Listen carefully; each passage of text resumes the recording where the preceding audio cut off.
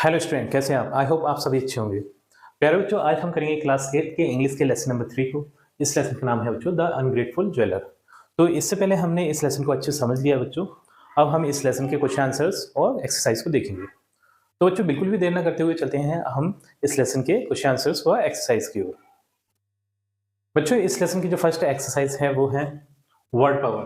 तो word power में जो ए नंबर वाली एक्सरसाइज है वो है मैच द कॉलम्स। तो यहाँ कॉलम नंबर ए में कुछ हमें वर्ड्स दिए हैं, उसे हमें बी से मैच करना है।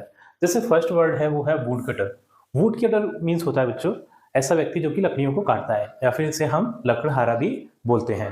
तो इसे हम मैच करवाएंगे वन हु कट्स वुड। ठीक, वह जो कि लकड़ियों को काटता है। ठीक, अगला है एग्जॉस्टेड। एग्जॉस्टेड मीन्स होता है बच्चों थका हुआ। थके हुए को इंग्लिश में बोलते हैं टायर्ड। ठीक है, तो इसे हम टायर्ड से मैच करवा देंगे। ऑर्नामेंट्स। ऑर्नामेंट्स मीन्स होता है बच्चों ज्वेलरी। ठीक है, आभूषण जो सोने के गहने वगैरह होते हैं उन्हें हम ऑर्नामेंट्स या फिर ज्वेलरी बोलते हैं। तो इसे हम इससे मैच करवा देंगे। ठीक, अनग्रेटफुल।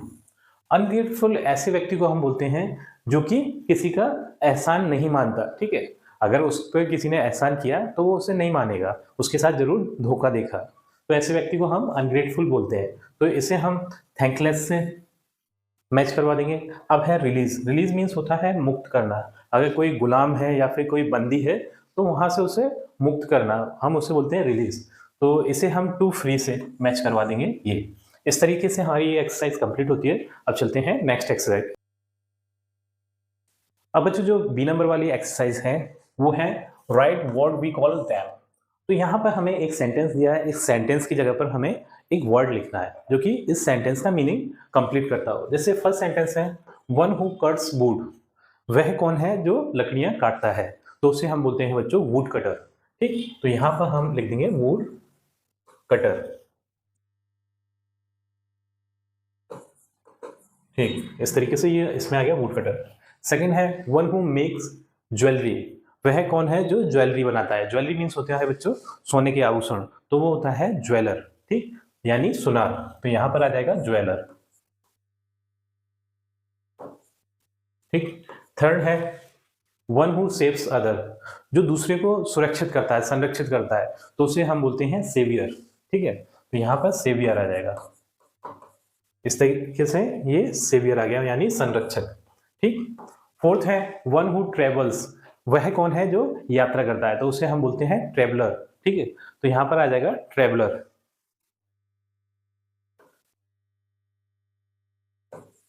ट्रेवलर।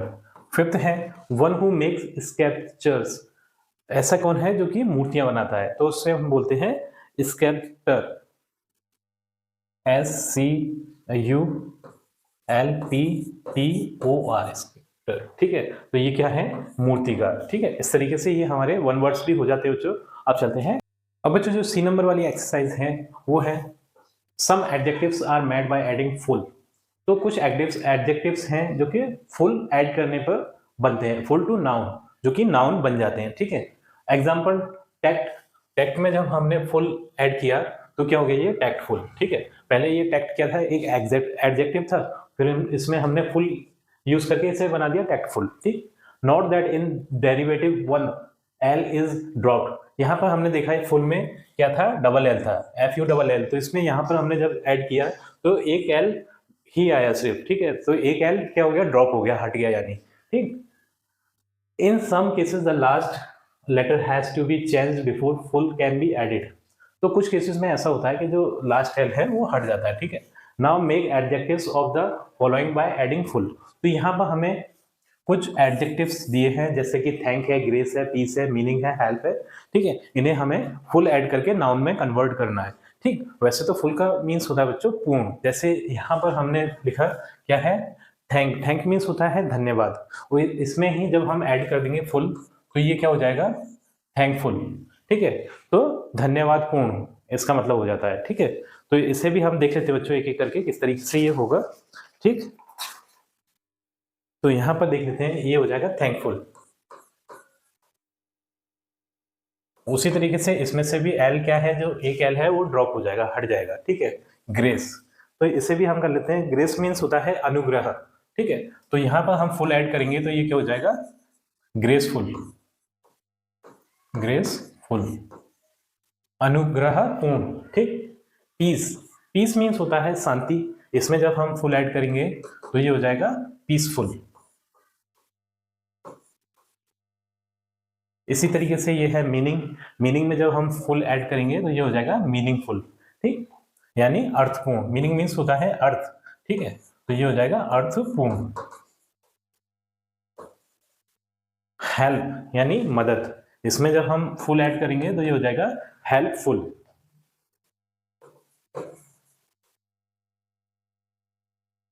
इसी तरीके से बच्चों हम पेन, पेन मीन्स होता है दर्द, ठीक है, इसमें फुल ऐड किया तो ये हो जाएगा दर्दपूर्ण यानी पेनफुल, दर्द से भरा हुआ, ठीक है। वंडर, वंडर मीन्स होता है आश्चर्य, ठीक, इसमें हम फुल ऐड करेंगे तो ये हो जाएगा वंडरफुल।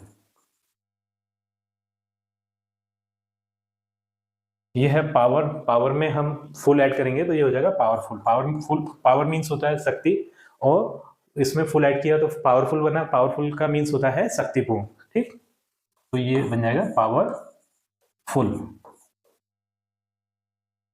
होप, होप मीन्स होता है आशा, ठीक है, तो होप में जब हम फुल ऐड करेंगे तो ये हो जाएगा होपफुल यानी आशापूर्ण।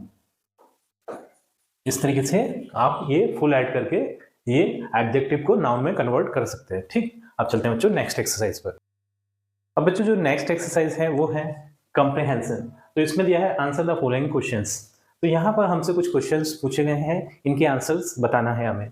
तो जैसा कि हमने चैप्टर पढ़ा है, रीड करा है, उससे अच्छे से समझा है, तो उसके बेस पर हम इसके आंसर देख लेते हैं। अब बच्चों जो कंप्रिहेंशन का जो फर्स्ट क्वेश्चन है वो है when could the wood cutter not earn any money.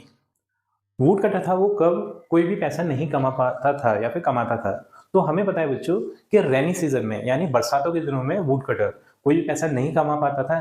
इसका रीजन ये है क्योंकि बरसातों के दिनों में जो लकड़ियां होती हैं वो गीली हो जाती हैं, और गीली लकड़ियों को कोई भी नहीं खरीदता क्योंकि गीली लकड़ियां जलती नहीं है, ठीक। तो इसका आंसर आप लिखेंगे the wood cutter could not earn any money during the rainy season. जो वुड कटर है वो कोई भी पैसा नहीं कमाता था कब, रेनी सीजन के दौरान, ठीक है, यानी बरसातों के दिनों में, ठीक। सेकंड जो क्वेश्चन है वो है who were trapped in the well. तो हमें पता है बच्चों कुएं में कौन कौन फंसा हुआ था, एक ज्वेलर, एक स्नेक, एक मंकी और टाइगर, ये 4 जने कुएं में फंसे हुए थे। फिर याद कर लेते हैं, ज्वेलर, मंकी, स्नेक और टाइगर, ये चारों कुएं में फंसे हुए थे। तो यहाँ पर हम देख लेते हैं answer, a tiger, a monkey, a snake and a jeweller, ये चारों, ठीक है, वर ट्रैप्ड इन द वेल, ये चारों कुएं में फंसे हुए थे। तो वो काम की तलाश में जब ज्वेलर जा रहा था रास्ते में, तो इसे मदद की आवाज आई, हेल्प हेल्प ऐसे करके, हमारी मदद करो। जब उसने कुएं में झांक कर देखा तो इसने पाया कि 4 लोग कुएं में फंसे हुए हैं। तो उसमें एक तो कौन था, ज्वेलर था, ठीक, एक स्नेक था, एक टाइगर था और एक मंकी था, ये चारों, ठीक है। अब जो नेक्स्ट क्वेश्चन है बच्चों 3rd नंबर का वो है how did the tiger, the monkey and the snake help the wood cutter. तो ये टाइगर ने, मंकी ने और स्नेक है, यानी चीते ने यानी बाघ और बंदर ने और सांप ने, इन तीनों ने उसकी वुड कटर की मदद कैसे की थी। तो बच्चों जब वुड कटर लकड़ियां काट रहा था तो वो बहुत ज्यादा थक गया था, तो मंकी ने क्या किया था, उसे वो पेड़ पर से मीठे मीठे फल गिरा दिए थे, जिससे कि खाकर वुड कटर की भूख मिट गई थी और वो फिर से ऊर्जावान हो गया था और दोबारा उसने लकड़ियां काटना स्टार्ट करी थी। तो इस तरीके से तो मंकी ने उसकी मदद कर दी। और जो टाइगर था, तो टाइगर ने क्या किया था कि उसे कुछ गोल्ड ऑर्नामेंट्स गिफ्ट करे थे कि इसे तुम बेचकर अपनी गरीबी को दूर कर सकते हो। और स्नेक ने जब वुड कटर को जेल में डाल दिया गया था राजा के द्वारा, किंग के द्वारा, तो स्नेक ने क्या किया कि जो प्रिंसेस थी उसे बाइट कर लिया और बोल दिया कि जब है ना तुम अपनी जो कुल्हाड़ी है उसके माथे पर टच नहीं करोगे तब तक वो उसकी जान नहीं बचेगी। तो जैसे उसने उस कुल्हाड़ी को उसके माथे पर टच किया तो जो प्रिंसेस थी या फिर क्वीन थी वो उसकी जान बच गई और राजा उसे रिलीज कर देता है। इस तरीके से तीनों ने, टाइगर ने, मंकी ने और स्नेक ने उसकी वुड कटर की मदद करी थी, ठीक। तो इसका आंसर हम लिखेंगे the tiger once give the would cutter a set of gold ornament. Tiger ने उसे गोल्ड ऑर्नामेंट दिया था वुड कटर को, ठीक। The monkey gave him sweet fruits one day when he was very hungry. जब would cutter बहुत ज्यादा भूखा था तो बंदर ने उसे मीठे फल खाने के लिए दिए थे। And the snake help him in the coming out of the prison. और सांप ने उसकी जेल से बाहर आने में मदद करी थी। इस तरीके से उन तीनों ने वुड कटर की मदद करी थी। जो फोर्थ है बच्चों, फोर्थ नंबर का क्वेश्चन है वो है why was the wood cutter put in prison. तो वुड कटर था वो जेल में कैसे गया था, क्यों गया था? तो जब वुड कटर सोने को जो टाइगर ने गोल्ड ऑर्नामेंट्स गिफ्ट में दिए थे उन्हें बेचने के लिए ज्वेलर के पास गया, तो ज्वेलर ने क्या किया कि ना उसकी मदद ना करते हुए, जबकि वुड कटर ने ज्वेलर की मदद करी थी, उसकी मदद ना करते हुए ज्वेलर ने सीधा राजा के पास चला गया और राजा से जाके शिकायत कर दी कि वुड कटर ने आपकी जो प्रिंसेस है, रानी वो राजकुमारी है, उसके गोल्ड ऑर्नामेंट्स चुरा लिए हैं। तो इस वजह से क्या हुआ कि राजा ने उस ज्वेलर को बुलाकर और वुड कटर को जेल में डाल दिया था। ठीक है, इस वजह से उसे जेल हो गई थी वुड कटर को। ठीक, तो इसका आंसर हम लिखेंगे the wood cutter was put in the prison because, would cutter को जेल हो गई क्योंकि the ornaments which the tiger gave him were the lost ornaments of the queen. जो गोल्ड ऑर्नामेंट्स टाइगर के द्वारा वुड कटर को दिए थे, तो वो बताया कि जो क्वीन थी यानी रानी थी उसके खोए हुए ऑर्नामेंट्स है, ऐसा किसने कहा? ज्वेलर ने कहा था। ठीक है, so thinking him to be the thief he was arrested. तो ये सोचकर राजा ने उसको जेल में डाल दिया गया, वुड कटर ने ही रानी के खोए हुए आभूषणों को चुराया है, ऐसा मानकर राजा ने जो लकड़हारा था उसे जेल में डाल दिया था। ठीक, फिफ्थ है बच्चों, ये है who among the four trap in the well proved ungrateful to the would cutter half. तो जो चार जने कुएं में फंसे हुए थे, कौन कौन? एक तो था ज्वेलर, एक था टाइगर, स्नेक और मंकी। तो इनमें से कौन अनग्रेटफुल था? कौन? एहसान फरामोश कौन था? ठीक है, जो एहसान नहीं माना जिसने। तो बच्चों ये टाइगर, स्नेक और मंकी ने, इन तीनों ने तो मदद करी थी इसकी, वुड कटर की, लेकिन जो ज्वेलर था वो एहसान फरामोश था यानी अनग्रेटफुल था। ठीक, क्योंकि उसने राजा से जाके शिकायत कर दी थी कि रानी के जो आभूषण खोए हुए हैं, गोल्ड ऑर्नामेंट्स खोए हुए हैं, वो वुड कटर ने चुराए हैं, ऐसे करके शिकायत कर दी थी, जिसकी वजह से वुड कटर को जेल हो गई थी। ठीक, तो ये जो ज्वेलर था वो था अनग्रेटफुल। ठीक, तो इसका आंसर लिखेंगे हम jeweller prove to be ungrateful to the would cutter. ठीक है, among the four trapped in the well as instead of the helping the would cutter he proved the would cutter to be a thief before the king and wood cutter was sent to the prison. तो वही सारी बातें हैं कि जो jeweller था वही ungrateful था, क्योंकि ज्वेलर ने जाके वुड कटर की राजा से शिकायत कर दी थी कि रानी के जो खोए हुए आभूषण है वो वुड कटर ने चुराए हैं। तो इस वजह से चोर मानते हुए राजा ने वुड कटर को जेल में डाल दिया था। ठीक, तो अनग्रेटफुल कौन था बच्चों? ज्वेलर था। वो क्यों था? क्योंकि उसने राजा से वुड कटर की शिकायत कर दी थी, इसलिए। जो 6 नंबर का क्वेश्चन है वो है What did the snake do to the help the woodcutter? तो स्नेक ने वुड कटर की हेल्प कैसे की? जब वुड कटर जेल में चला गया ज्वेलर की शिकायत पर, तो स्नेक आया वहां पर, उसने स्नेक ने बोला कि मैं क्वीन को वाइट कर लेता हूँ यानी काट लेता हूँ। ठीक है, काट लेता हूँ, वो जब तक उसकी जान नहीं बचेगी, जब तक तुम अपनी एक्स यानी कुल्हाड़ी को उसके क्वीन के माथे पर टच नहीं करोगे, और जैसे ही तुम उससे टच करोगे वैसे ही राजा तुमसे खुश हो जाएगा और तुम्हें खुश होकर जेल से रिलीज कर देगा। ठीक है, तो इस तरीके से जो वुड कटर स्नेक था उसने वुड कटर की हेल्प करी थी। स्नेक ने जाकर क्वीन को बाइट किया यानी डसा। ठीक है, और फिर जो वुड कटर था वो जाके अपने ना कुल्हाड़ी को क्वीन के माथे पर टच करता है और राजा उससे खुश हो जाता है। राजा उसे जेल से भी रिलीज करता है और बहुत सारा इनाम भी देता है वुड कटर को। ठीक है, इस तरीके से स्नेक ने वुड कटर की हेल्प करी थी। तो ये देख लेते हैं इसका answer. Snake bite the queen on the her forehead such that she could not recover unless the would cutter touched her forehead with his axe. Snake ने बाइट करा क्वीन को और इस तरीके से बाइट किया कि जब तक जो वुड कटर था वो अपनी कुल्हाड़ी उसके माथे पर टच नहीं करता तब तक वो उसकी जान नहीं बचती। ठीक, इस तरीके से स्नेक ने जाकर उसकी हम हेल्प की। ठीक, ये 7th नंबर का जो क्वेश्चन है वो है what happened to the jeweller in the and.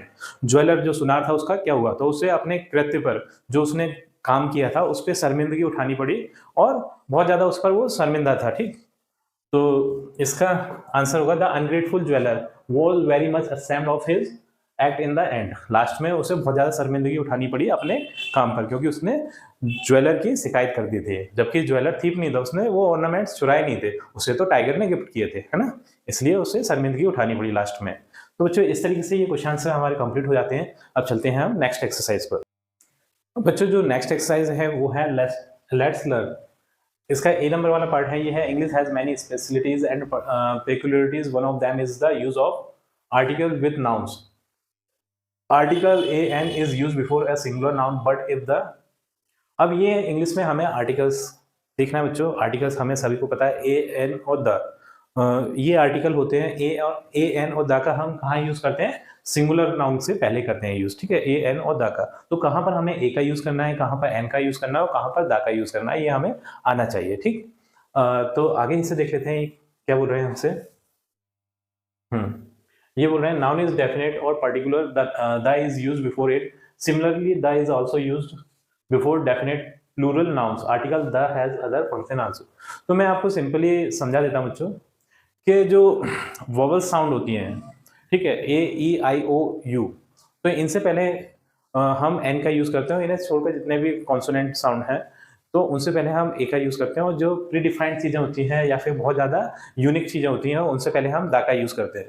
तो देख लेते हैं यहाँ पर हम के ए और एन की हेल्प से हम इन्हें कैसे फिल कर सकते हैं। जैसे one day dash cat climb up, तो हम यहाँ पर देख रहे हैं कि जो कैट है, ठीक है, तो ये किस टाइप की साउंड है, ये कॉन्सोनेंट साउंड है, तो इससे पहले हम ए का यूज करेंगे, तो यहाँ पर आ जाएगा a. One day a cat climb up dash tree, तो ये भी ट्री में ये टी कॉन्सोनेंट साउंड है, तो यहाँ पर भी हम ए का यूज करेंगे। Since it was sick it could not climb down itself, it meowed and meowed there life dash elephant, तो ये एलिफेंट में ई कैसी साउंड है, वोवल साउंड है, क्योंकि ये A E I O U type की साउंड है, तो यहाँ पर हम एन का यूज करेंगे। At dash nearby place, तो यहाँ पर भी हम ए का यूज करेंगे, ठीक है, ये इस जगह पर। It was dash good friend of dash cat, अब देखेंगे ये कैट का हमें पहले ही यूज कर चुके हैं, हम इससे जानते हैं इसे पहले से, मतलब ये इसका हम पहले देख चुके हैं, तो अब हम ए का यूज ना करते हुए यहाँ पर दा का यूज करेंगे, तो ये दा आ जाएगा। It ear dash cry of the cat, ठीक है, तो यहाँ पर भी हम दा का ही यूज करेंगे क्योंकि जो कैट है उसे हम पहले से ही जानते हैं। It run fast to help the cat, क्योंकि कैट को हम पहले से जानते हैं, अब ए का यूज नहीं करेंगे। Without climbing up dash tree, तो ट्री को भी हमने पहले ही यूज कर चुके हैं, पहले ही इंसेंट इस उसमें आ गया है, तो यहाँ भी द का यूज होगा, the tree. Dash elephant caught dash cat in this, तो यहाँ पर भी द का यूज होगा क्योंकि इन सब का पहले ही हम यूज कर चुके हैं, ठीक है। तो इस तरीके से हम ए एन डी यानी आर्टिकल्स हम देख सकते हैं। आर्टिकल्स का 1 या 2 नंबर में क्वेश्चन आपके क्वेश्चन पेपर में जरूर देखने को मिलता है, तो इसे आप। अब बच्चों जो इसका बी नंबर वाला पार्ट है वो है mark the use of following words in the lesson, तो यहाँ पर हमें कुछ सेंटेंस दिया है, कुछ वर्ड के नीचे मार्क दिया है यानी अंडरलाइन किए हैं, ठीक। तो ये यहाँ पर दे रहा है आप poor boot cutter, a long journey, great pleasure और स्वीट फ्रूट, तो यहाँ पर हम देख सकते हैं पुअर, लॉन्ग, ग्रेट और स्वीट, इन वर्ड्स के नीचे अंडरलाइन है, ठीक है, एक लाइन है। तो ये किस टाइप के वर्ड्स हैं, तो ये बोल रहा है the words poor, long, great, sweet are qualifying words. ये कैसे हैं, क्वालिफाइंग वर्ड्स बोलते हैं इन्हें, क्योंकि ये किसी ना किसी नाउन या प्रोनाउन की क्वालिटी को डिफाइन करते हैं, क्वालिटी को बताते हैं उसकी। जैसे कि इन्होंने बोला कि अ पुअर वुड कटर, तो ये जो पुअर वर्ड है वो वुड कटर की क्वालिटी को बताता है कि जो वुड कटर है वो कैसा है, पुअर। पुअर मीन्स होता है गरीब, ठीक। इसी तरीके से आ लॉन्ग जर्नी, तो ये लॉन्ग जो वर्ड है वो जर्नी की क्वालिटी को बताता है, जर्नी कैसी है, लॉन्ग यानी लंबी है, ठीक है। इसी तरीके से ग्रेट प्लेजर, ठीक है, और स्वीट फ्रूट, तो स्वीट जो वर्ड है वो फ्रूट की क्वालिटी को बताता है कि जो फल हैं वो कैसे मीठे हैं, ठीक। तो इन वर्ड्स को हम क्या बोलते हैं, क्वालिफाइंग वर्ड्स बोलते हैं, और these words are called adjectives, तो इन्हें हम एडजेक्टिव्स भी बोलते हैं, ठीक। अब यहाँ पर हम देखते हैं ये इस जगह पर दिया है, now mark their further use, तो यहाँ पर देखेंगे हम इसके यूज, जैसे कि पुअर, पुअरर और पुअरेस्ट, ठीक है, इस तरीके से। तो एक्चुअली में क्या है, ये डिग्रीज हैं, ठीक है। तो ये जो यहाँ पर हम देख रहे हैं ये वाला जो कॉलम है वो पॉजिटिव डिग्री को इंडिकेट कर रहा है, ठीक है, पॉजिटिव डिग्री को इंडिकेट कर रहा है। फिर दूसरा वाला जो कॉलम है ये जैसे पुअरर दिया है तो ये किसे कर रहा है, कंपैरेटिव डिग्री को, और ये जो तीसरा वाला जो कॉलम है वो सुपरलेटिव डिग्री को दिखा रहा है, ठीक है। तो अब ये डिग्री क्या होती है बच्चों, तो डिग्री हम है ना कंपेयर करवाने के लिए, तुलना करवाने के लिए इसका यूज करते हैं। जैसे कि मुझे ना किसी मेरे भाई से ना मेरी तुलना करनी है, ठीक है, कि मैं वो अपने भाई से अच्छा हूँ, ठीक है, तो मैं तुलना करवाने के लिए डिग्री का यूज करूंगा, ठीक है। तो पुअर मीन्स तो गरीब हो गया, ठीक है, पुअरर, तो ये किसी एक व्यक्ति से तुलना करने के लिए हम इस वाली डिग्री का यूज करते हैं। ये पॉजिटिव डिग्री के लिए तो खुद इंसान की क्वालिटी को दिखाने के लिए करते हैं, मतलब किसी की क्वालिटी को दिखाने के लिए हम पॉजिटिव डिग्री का यूज करते हैं। लेकिन जब हमें कंपेयर करवाना होता है तो वहां पर हमें कंपैरेटिव डिग्री का यूज करते हैं, मतलब दो चीजों के बीच में कंपेयर होता है ये। लेकिन हमें सारी चीजों से कंपेयर करना है, ठीक है, यानी वो तो पूरी दुनिया में सबसे ज्यादा गरीब है, तो ये सुपरलेटिव डिग्री का यूज करते हैं। सारी चीजों से हमें कंपेयर करना है तो ये सुपरलेटिव डिग्री का यूज करते हैं। बहुत ही ज्यादा सिंपल है, जैसे कि ये लॉन्ग, लॉन्गर, लॉन्गेस्ट, ठीक है, लंबा, दो चीजों में लंबा, ठीक है, और सारी चीजों में लंबा, ठीक है। इस तरीके से ये सिंपल बनाना भी सिंपल होता है। इसमें सिर्फ कंपैरेटिव डिग्री में हम पॉजिटिव डिग्री में ER जोड़ के कंपैरेटिव डिग्री बना सकते हैं और EST जोड़ के सुपरलेटिव डिग्री बना सकते हैं, इस तरीके से। लेकिन कुछ ऐसे वर्ड होते हैं वहां पर ER और EST वाला जो हमारा रूल है वो फेल हो जाता है। वहां पर जैसे कि ब्यूटीफुल है, ब्यूटीफुल मीन्स क्या होता है, सुंदर, ठीक है। तो वहां पर हम इसकी कंपैरेटिव डिग्री कैसे बनाएंगे, मोर ब्यूटीफुल, ठीक है। यहाँ पर हम मोर का यूज करते हैं और यहाँ पर हम है ना सुपरलेटिव डिग्री बनाने के लिए मोस्ट का यूज करते हैं, तो मोस्ट ब्यूटीफुल, ठीक है। इसी तरीके से हैंडसम, मोर हैंडसम और मोस्ट हैंडसम, ठीक। कुछ वर्ड्स ऐसे होते हैं जो कि जिन्हें हम मोर और मोस्ट का यूज करके कंपैरेटिव डिग्री और सुपरलेटिव डिग्री बनाते हैं, ठीक। तो यहाँ पर हम देख लेते हैं, हमें कंपैरेटिव डिग्री और सुपरलेटिव डिग्री बनाना है। तो ये हमें पॉजिटिव डिग्री भी दी है और सुपरलेटिव डिग्री हमें कहीं कहीं पर हमें ना सुपरलेटिव डिग्री बनाना है। जैसे कि ये मोर इंटेलिजेंट, यहाँ पर कंपैरेटिव डिग्री दी है, तो इसमें यहाँ पर हमें पॉजिटिव डिग्री और सुपरलेटिव डिग्री बनानी है। तो ये मोर इंटेलिजेंट में इस जगह पर इसकी पॉजिटिव डिग्री आ जाएगी इंटेलिजेंट, तो यहाँ पर लिख देंगे हम इंटेलिजेंट, ठीक। और ये इसकी सुपरलेटिव डिग्री बनेगी most important intelligent, sorry, most intelligent.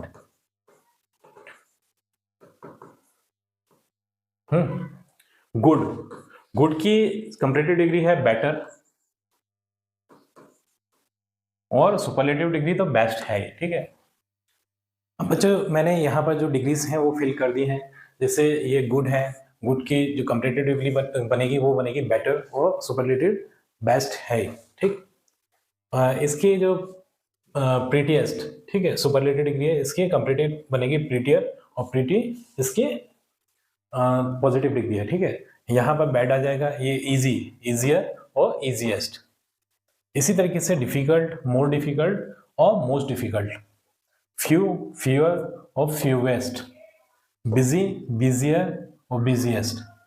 मोर के लिए आ जाएगी मैनी या फिर मच, ठीक है। तो इस तरीके से आप ये डिग्रीज कंप्लीट कर सकते हैं बच्चों।